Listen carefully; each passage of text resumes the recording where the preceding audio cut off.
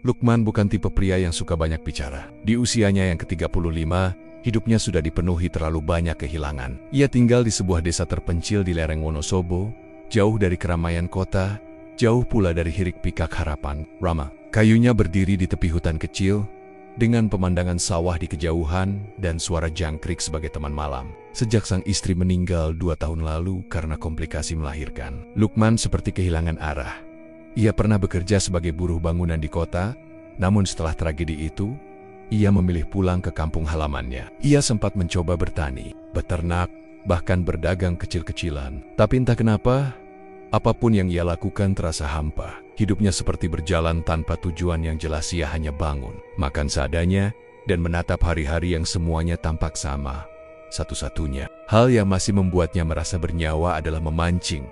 Bukan di kolam pemancingan atau sungai besar yang ramai orang, tapi di sebuah sungai kecil yang melintasi hutan pinus, sekitar 2 kilometer dari rumahnya. Sungai itu dikenal sebagai Kali Peteng oleh warga sekitar bukan karena airnya hitam, melainkan karena tempat itu dikenal gelap secara gaib. Banyak warga yang enggan melewatinya, apalagi saat malam.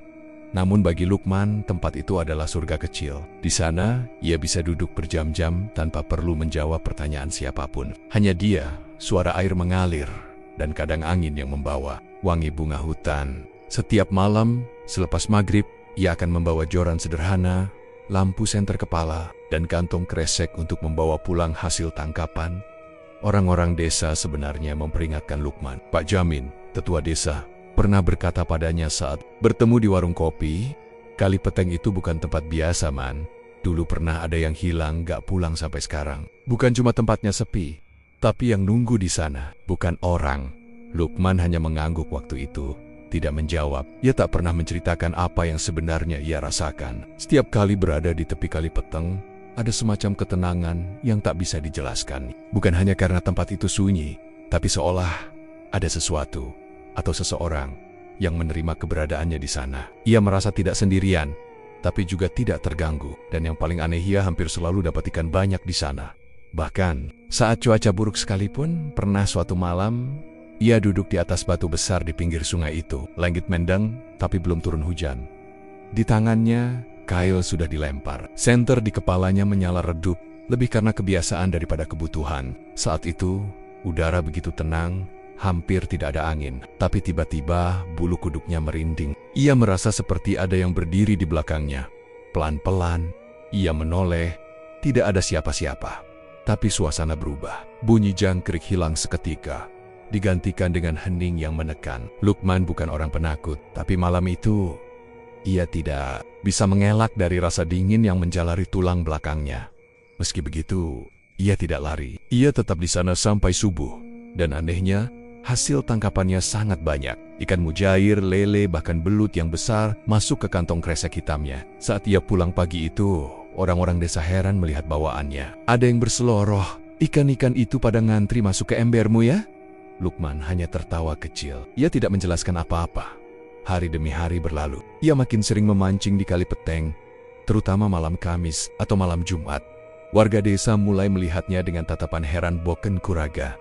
Tapi Lukman tidak peduli. Ia merasa damai di sana. Memancing bukan lagi sekadar hobi baginya, melainkan satu-satunya jembatan antara dirinya dan rasa tenang yang sudah lama hilang.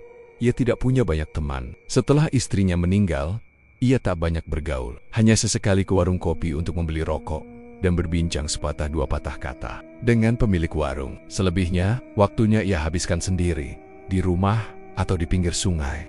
Kali Peteng, begitu warga menyebut sungai itu. Alirannya tak deras, tapi dalam dan jernih. Di beberapa titik, airnya memantulkan bayangan pepohonan tinggi yang berdiri berdesakan di sepanjang tepian. Pohon-pohon besar itu tak seperti pohon biasa. Daunnya rapat, batangnya lebar, dan sebagian bahkan tumbuh bengkok seperti meliuk ke arah air. Akar-akarnya menjulur ke bawah, mencengkeram tanah lembab seolah menjaga sesuatu yang terkubur di dalamnya.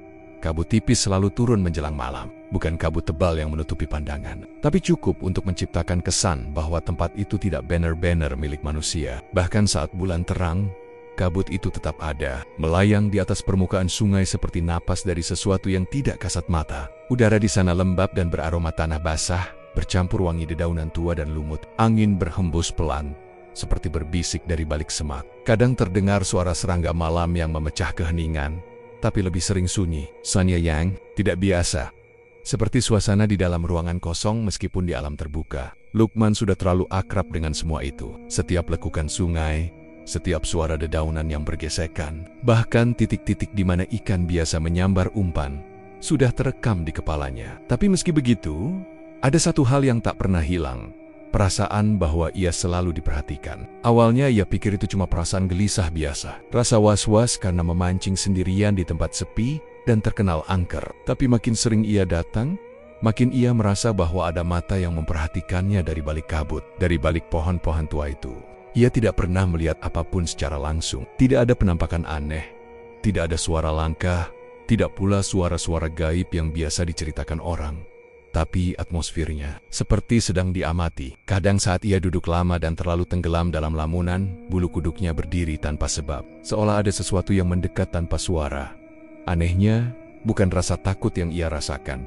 Justru sebaliknya, ia merasa ditemani, tapi bukan seperti ditemani manusia. Lebih seperti ditemani oleh kehadiran yang tidak mengganggu, hanya mengawasi. Bukan juga mengintimidasi. Rasanya netral. Tenang, tapi tetap membuatnya sadar bahwa ia tidak sendirian. Warga desa sudah lama menganggap Kali Peteng sebagai tempat yang tidak layak didekati saat malam. Menurut cerita turun-temurun, sungai itu adalah jalur lintasan, tempat pergerakan makhluk halus dari arah gunung menuju lahan pertanian. Beberapa orang bahkan mengklaim pernah melihat penampakan perempuan berbaju putih berdiri di atas permukaan air. Ada pula kisah tentang seekor ular besar bermata merah yang menjaga tempat itu. Tapi Lukman tidak pernah menganggap cerita itu sebagai ancaman. Bukan karena ia tidak percaya, melainkan karena ia merasakannya secara berbeda. Mungkin karena kesepiannya membuatnya lebih peka terhadap ketenangan semacam itu. Dunia gaib bagi Lukman bukan lagi sesuatu yang harus ditakuti, tapi justru sesuatu yang bisa mengisi kekosongan, asal tidak dilanggar. Ia tahu betul caranya bersikap sopan di tempat seperti itu. Ia tidak bicara kasar, tidak membuang sisa umpan sembarangan, tidak bersiul atau tertawa keras. Setiap selesai memancing, ia selalu meninggalkan sejumput nasi dan potongan kecil ikan di atas batu besar di tepi sungai, bukan sebagai sesajen dalam artian syirik, tapi lebih karena naluri untuk menghormati kehadiran yang tidak ia pahami. Kalau ada yang merasa tempat ini rumahnya, aku cuma numpang, katanya pelan suatu malam sambil meletakkan bungkusan nasi kecil di atas daun pisang. Dan anehnya, setiap ia melakukan itu, malam-malamnya jadi lancar. Ikan-ikan muncul, umpan cepat disambar, dan tidak ada gangguan apapun. Tapi saat ia pernah lupa, satu kali saja malam itu menjadi malam paling sepi. Tak ada satupun ikan menyentuh kailnya, dan perasaan dingin yang menusuk terasa sampai ke tulang. Sejak itu, ia tidak pernah lupa lagi. Di desa, orang-orang mulai bergosip. Beberapa mengira Lukman punya pesugihan. Ada pula yang menyangka ia memelihara sesuatu agar selalu mendapat banyak ikan. Namun ia tidak menggubris. Ia tahu mereka tak akan mengerti. Baginya, sungai itu bukan tempat untuk mencari keuntungan, tapi tempat untuk menenangkan diri. Tempat ia bisa merasakan kehadiran istrinya yang sudah tiada meski ia tahu. Itu hanya harapan kosong yang ia buat sendiri. Pernah satu kali, saat hujan gerimis turun tipis, Lukman duduk di tepi sungai lebih lama dari biasanya. Waktu menunjukkan lewat tengah malam, kabut makin tebal, dan senter kepalanya mulai meredup. Tapi ia tidak merasa ingin pulang. Justru saat seperti itu, hatinya terasa ringan, pikirannya jernih. Tiba-tiba, ia merasakan aroma bunga melati tercium samar. Tidak ada pohon melati di sekitar sana. Dan malam itu tidak ada angin sama sekali. Ia hanya duduk diam, tidak bergerak, mendengarkan detak jantungnya sendiri. Lalu, dari kejauhan, terdengar suara gemericik yang berbeda, bukan dari air, tapi seperti suara kain yang diseret pelan di atas tanah basah. Ia menatap lurus ke depan. Tak ada apa-apa. Tapi entah kenapa, ia berkata pelan, "Aku cuma numpang, Bah." Lalu, suasana kembali tenang. Apakah ada yang datang malam itu? Lukman tidak tahu. Tapi satu hal yang pasti, sungai itu tidak pernah benar-benar sepi. Dan mungkin memang tidak seharusnya sepi. Malam Kamis selalu punya nuansa berbeda bagi sebagian orang Jawa. Konon, malam itu adalah saat paling bernyawa, di mana batas antara dunia manusia dan dunia gaib menjadi lebih tipis. Banyak yang percaya bahwa malam Kamis dan malam Jumat adalah waktu para makhluk halus keluar dan berkegiatan sebagaimana manusia di siang hari. Karena itulah, sebagian orang memilih untuk tidak bepergian jauh, apalagi ke tempat-tempat yang dikenal wingit. Namun bagi Lukman, malam Kamis justru punya daya tarik tersendiri. Entah kenapa, setiap kali memancing di malam itu, hatinya terasa lebih seperti ada yang menyambut kehadirannya di tepi kali peteng. Suasana lebih pekat, tapi anehnya tidak menakutkan. Seperti pelukan malam bagi orang yang kesepian. Dan malam ini, ia kembali melangkah ke jalur setapak menuju sungai. Joran di tangan, senter di kepala, dan satu kresek kosong tergulung di saku jaketnya. Langit mendung sejak sore, tapi tidak hujan. Udara terasa lebih dingin dari biasanya. Menusuk hingga ke tengkuk meski jaketnya cukup tebal. Kabut mulai turun lebih awal, menyelimuti dedaunan dan tanah basah yang dilaluinya. Langkah Lukman pelan dan mantap. Ia sudah hafal setiap akar pohon yang melintang di jalur itu. Setiap celah semak yang bisa membuat orang tersandung jika tidak hati-hati sesampainya di tepi sungai. Ia mendesah pelan. Air masih mengalir tenang, memantulkan bayangan pohon yang bergoyang pelan. Angin nyaris tak ada malam itu. Hanya suara aliran air dan sesekali dedaunan jatuh di permukaan sungai. Ia duduk di atas batu besar favoritnya. Batu yang sudah menjadi semacam singgasana pribadi sejak ia mulai memancing di sana. Senter di kepalanya ia redupkan. Hanya menyisakan cahaya samar yang cukup untuk melihat kail dan umpan. Ia membuka tas kecilnya, mengaitkan cacing pada mata kail, lalu melemparnya ke tengah sungai. Plung, dan seperti biasa, keheningan mengambil alih. Tidak ada percakapan, tidak ada tawa, tidak ada suara motor atau televisi, hanya ia dan malam. Dan entah apa lagi. Beberapa menit berlalu tanpa hasil. Lukman tidak terburu-buru. Ia memang tidak pernah tergesa. Bagi Lukman, memancing bukan soal menangkap ikan, tapi tentang menikmati sunyi. Namun malam itu, sunyinya terasa lebih berat, lebih padat, seperti ada sesuatu yang sedang menunggu di balik tirai udara malam. Lalu ia mendengarnya. Pelan sekali, seperti suara napas yang terhembus pelan di telinganya. Tapi bukan hembusan angin, bukan pula suara serangga atau gesekan daun. Itu adalah suara, kata-kata, jangan bawa siapa-siapa. Lukman tersentak, tapi tidak bergerak. Tangannya tetap memegang gagang joran. Lehernya perlahan memutar, menoleh ke kanan, ke kiri.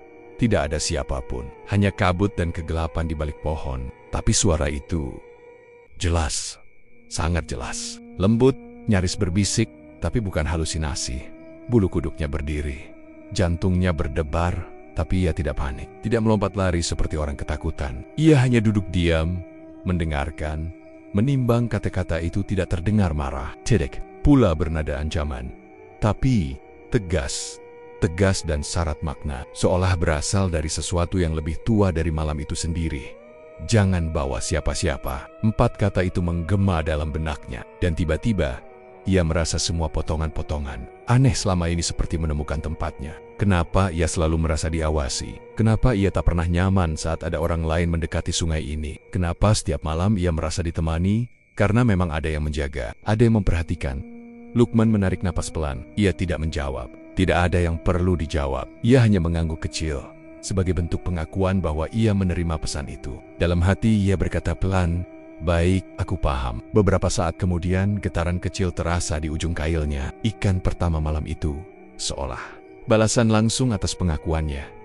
Ia menarik joran pelan. Seekor ikan mujair sedang menggeliat di ujung kail. Ukurannya lumayan besar. Lukman tersenyum tipis. Tanpa kata, ia melepas kail dari mulut ikan dan memasukkannya ke dalam kresek. Tangannya gemetar sedikit bukan karena dingin, tapi karena kesadaran bahwa malam ini tidak seperti malam-malam lainnya. Suasana tidak menjadi lebih seram, justru lebih hikmat. Seperti berada di dalam tempat suci yang tidak terlihat. Seperti masuk ke wilayah asing yang tidak tertulis di peta, tapi ada dalam dimensi yang bisa dirasakan oleh hati yang terbuka. Sepanjang malam itu, Lukman tidak banyak bergerak. Ia memancing seperti biasa, tapi pikirannya terus dipenuhi suara tadi. Kadang ia memandangi pepohonan di seberang sungai, berharap bisa melihat sesuatu, tapi tidak ada. Hanya kabut yang menari lembut di antara batang-batang pohon besar. Menjelang pukul 2 dini hari, ia sudah mengumpulkan 5 ekor ikan. Semua besar, segar, dan mudah didapat. Tidak seperti biasanya. Ia tahu itu bukan kebetulan, tapi ia tidak mengucap syukur pada siapapun selain Tuhan. Dalam diamnya, ia hanya berbisik pelan, "Terima kasih, sudah mengizinkan aku di sini." Sebelum pulang, seperti biasa, ia letakkan sejumput nasi dan potongan kecil ikan di atas batu besar. Kali ini ia menambahkannya dengan 1 helai daun sirih yang ia petik di kebun rumah. Ia tidak tahu kenapa melakukannya, hanya naluri. Seperti memberi sesuatu kepada tangan tak terlihat yang tadi berbisik. Saat ia melangkah pulang, kabut mulai menghilang. Pelan, tapi kata-kata itu tetap terngiang di telinganya, mengiringi langkah kakinya yang perlahan menyusuri jalan tanah. Jangan bawa siapa-siapa. Dan Lukman tahu, malam-malamnya tak akan pernah sama lagi. Malam Kamis itu, setelah suara bisikan gaib menyapanya, Lukman merasa pikirannya tak lagi sama. Bukan karena takut, justru karena merasa ada yang lebih besar dari dirinya yang mulai menyentuh hidupnya. Pelan, tapi dalam.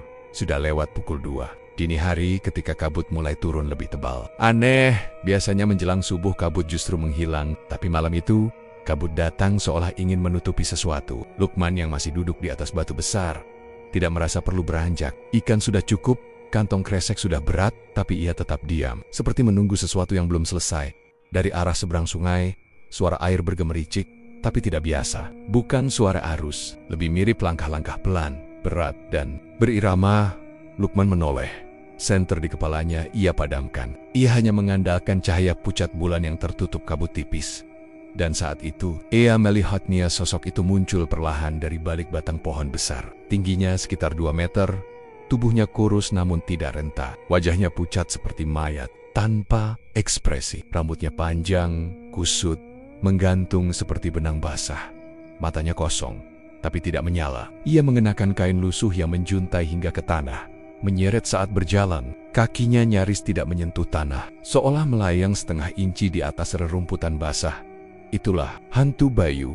Lukman pernah mendengar namanya dari cerita lama warga desa. Dulu, saat masih kecil, ia duduk di surau bersama teman-temannya mendengarkan kisah dari Pak Degiman tentang makhluk yang mendiami sungai dan hutan di sekitar Wonosobo. Menurut cerita, Bayu bukan hantu biasa. Ia adalah penjaga batas, makhluk tua dari dunia halus yang tidak suka diganggu, tapi juga tidak jahat. Ia akan diam jika dihormati, tapi bisa membuat hilang siapapun yang lancang. Lukman tidak menyangka makhluk itu benar-benar ada. Dan lebih mengejutkan lagi, makhluk itu sekarang sedang berdiri tidak jauh darinya, menghadap ke sungai. Lalu perlahan duduk di atas batu besar hanya sekitar 5 meter darinya.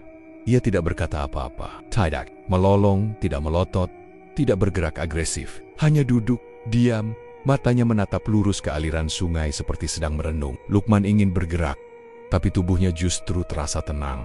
Tidak ada desakan untuk lari. Tidak ada teror, hanya rasa. Diterima. Angin berhembus pelan, membawa aroma bunga melati samar. Lukman tidak tahu harus berbuat apa.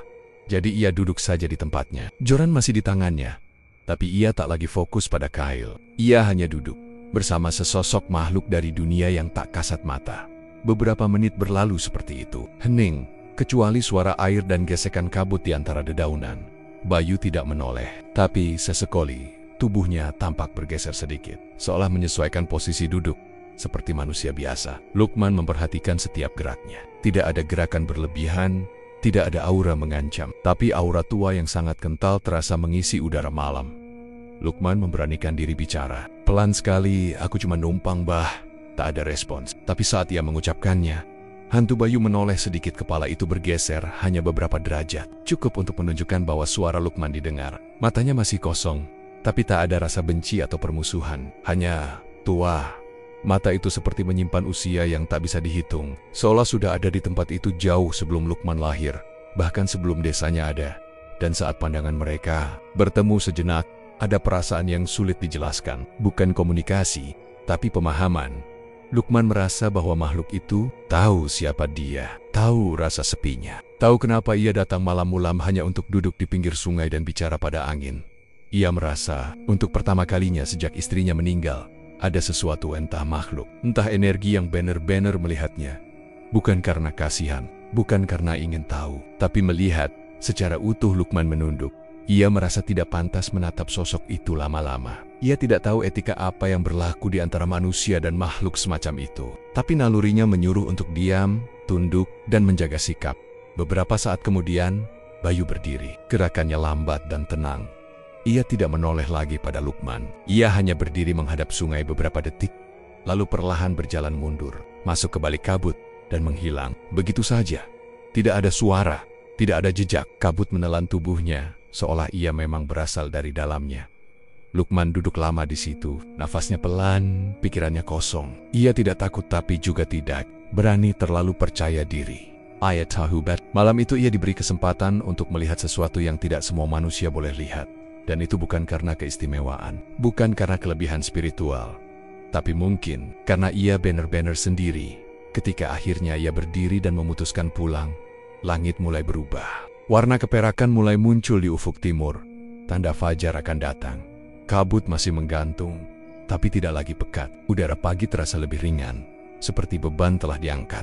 Ia menoleh sekali lagi ke arah batu tempat Bayu duduk tadi. Batu itu kini basah, seolah memang baru saja diduduki, tapi tidak ada bekas kaki, tidak ada jejak, hanya kelembapan dan rasa sepi yang kini lebih akrab daripada menyakitkan. Lukman tahu, malam itu bukan akhir, tapi awal dari sesuatu yang tak bisa dijelaskan dengan logika. Setelah pertemuan malam itu dengan sosok hantu Bayu, ada sesuatu yang berubah, tidak di sekitar Lukman, tapi di dalam dirinya. Ia tidak merasa takut atau trauma. Justru yang ia rasakan adalah ketenangan yang sulit dijelaskan, seolah luka dalam hatinya yang selama ini ia simpan sejak kehilangan istrinya. Sedikit demi sedikit mulai dijahit oleh tangan tak terlihat. Namun bukan hanya itu. Lukman memutuskan tetap memancing meski sempat terpaku cukup lama usai kepergian makhluk misterius itu. Langit masih gelap, tapi fajar mulai menyinggung cakrawala. Ia memasang umpan baru di mata Kyle dan melemparnya ke tengah sungai. Hatinya masih diselimuti rasa haru dan kehoteation, namun tubuhnya bergerak seolah terbiasa. Baru beberapa menit, senar pancingnya bergerak liar. Kyle disambar dengan keras. Dengan cekatan, Lukman menariknya. Seekor ikan lele besar muncul dari permukaan, lebih besar dari ukuran biasanya. Ikan sebesar itu sangat jarang ditemui di Kali Peteng, bahkan oleh para pemancing paling berpengalaman sekalipun. Lukman menghela napas, tangannya sedikit gemetar saat melepaskan ikan itu dan memasukkannya ke dalam kresek. Belum 10 menit, senar kembali bergerak. Kali ini seekor mujair, besar dan sehat, bahkan sisiknya mengilap seperti disepuh cahaya. Ikan itu tidak meronta banyak, seolah menyerahkan diri 2 kali, 3 kali, 4 kali. Hingga akhirnya Lukman menghitung, lebih dari 10 ekor ikan besar masuk ke dalam kantongnya. Dan belum pukul 5 pagi. Biasanya, dalam semalam penuh, ia paling banyak hanya dapat 4 atau 5 ekor. Itu pun ukuran biasa. Tapi malam ini semua berbeda. Ia duduk di atas batu dengan napas berat. Bukan karena lelah, tapi karena dadanya dipenuhi campuran rasa haru, heran, dan sedikit takut. Ini bukan kebetulan, gumamnya lirih. Ia menatap permukaan air yang bergelombang ringan. Kabut masih menggantung, tipis, seperti selendang lembut yang menari di atas sungai. Seolah dunia gaib yang tadi menyapanya belum sepenuhnya pergi. Ia merasa diawasi, tapi bukan dengan niat jahat. Lebih seperti diberi, diberkahi, diuji. Terima kasih, kalau memang ini rezeki. Ucapnya pelan. Ucapan itu bukan ditujukan pada siapapun secara langsung. Tapi Lukman tahu, ada sesuatu atau seseorang yang mendengarnya. Perlahan, ia menoleh ke tempat hantu Bayu duduk tadi malam. Kabut lebih tebal di sana, menggulung pelan seperti asap dupa. Dari keahan, bayangan samar tubuh tinggi itu sempat terlihat. Tak bergerak, hanya diam. Tapi tak lama kemudian, bayangan itu memudar, larut bersama kabut. Tidak ada suara, tidak ada isyarat, hanya kepergian yang tenang. Dan Lukman tahu Bayu telah pergi. Ia tidak tahu apakah itu pertanda baik atau buruk, tapi ia tidak merasa ditinggalkan. Justru, ia merasa telah disapa, diperhatikan, dan mungkin sedang diuji. Karena dalam setiap pemberian, selalu ada tanggung jawab yang menyertainya. Langit mulai terang saat Lukman bersiap pulang. Kresek yang ia bawa sudah hampir tak muat menampung semua ikan. Bahunya terasa berat, tapi langkahnya ringan. Jalan kembali ke rumah, kabut perlahan tersingkap, digantikan sinar matahari pagi yang hangat. Tapi dalam hati, ia tahu, ada sesuatu yang tidak bisa ia bawa pulang. Ikatan dengan dunia yang lebih sunyi dari malam. Sesampainya di rumah, Deborah, tetangga yang kebetulan lewat, tertegun melihat bawaannya. "Loh man, ini semua dari sungai semalam?" tanya Pak Surono, tetangganya yang sudah lanjut usia. Lukman hanya mengangguk pelan. "Iya Pak, dapat banyak. Ikan apa aja itu?" "Besar-besar ya. Wah, rezeki nomplok," kata Pak Surono lagi. Matanya menatap ikon ikan dalam ember dengan takjub. Lukman tidak menjelaskan apa-apa. Ia hanya tersenyum kecil. Orang-orang tidak perlu tahu dari mana rezeki itu datang, apalagi jika bersumber dari dunia yang tidak bisa dijelaskan dengan kata-kata. Dunia yang hanya bisa dimengerti dengan diam dan penghormatan. Ia membersihkan ikan itu sendiri, tidak dijual, tidak dibagikan dulu. Sebagian ia simpan di lemari es kecil miliknya, sebagian ia goreng sederhana, dimakan dengan nasi hangat. Don saat menggigit daging ikan itu, ia merasakan rasa yang berbeda. Lebih lembut, lebih segar, tapi juga seperti membawa rasa asing. Bukan rasa buruk, tapi rasa yang mengingatkan bahwa ini bukan makanan biasa.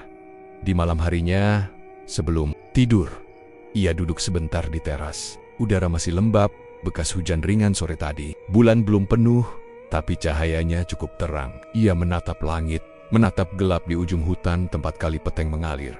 Dan ia sadar satu hal, ia tak bisa lagi menganggap kali peteng sebagai sungai biasa.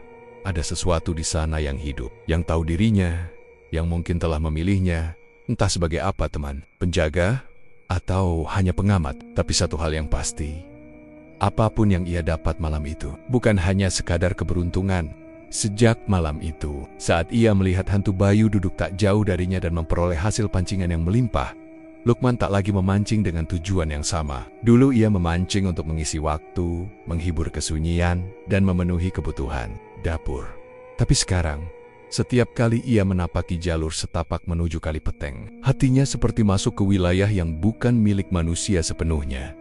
Ia tak bisa menjelaskan secara pasti kapan perasaan itu berubah jadi semacam ikatan. Namun malam-malam yang ia lalui berikutnya memperjelas semuanya. Setiap malam Kamis dan malam Jumat, Lukman akan datang dengan persiapan yang sama. Joran, senter kepala, bungkusan kecil berisi nasi dan lauk sisa, serta sehelai daun sirih yang ia bungkus rapi. Ia tidak pernah lagi menganggap makanan kecil itu sebagai sisa. Baginya, itu adalah bentuk hormat, persembahan sederhana untuk sosok yang tak pernah meminta, tapi selalu hadir. Dan benar saja, setiap malam saat ia duduk di atas batu besar di tepi sungai, hantu Bayu akan muncul. Tidak selalu dari arah yang sama, tidak selalu pada waktu yang sama. Kadang muncul dari balik kabut, kadang sudah duduk lebih dulu ketika Lukman sampai. Tapi kehadirannya selalu hening, tidak mengganggu, tidak menakutkan. Lukman tidak pernah mengajak bicara. Sosok itu pun tidak pernah mengeluarkan suara. Tapi mereka seperti terhubung dalam ketenangan yang saling menghormati. Setiap gerakan Lukman selalu ia jaga.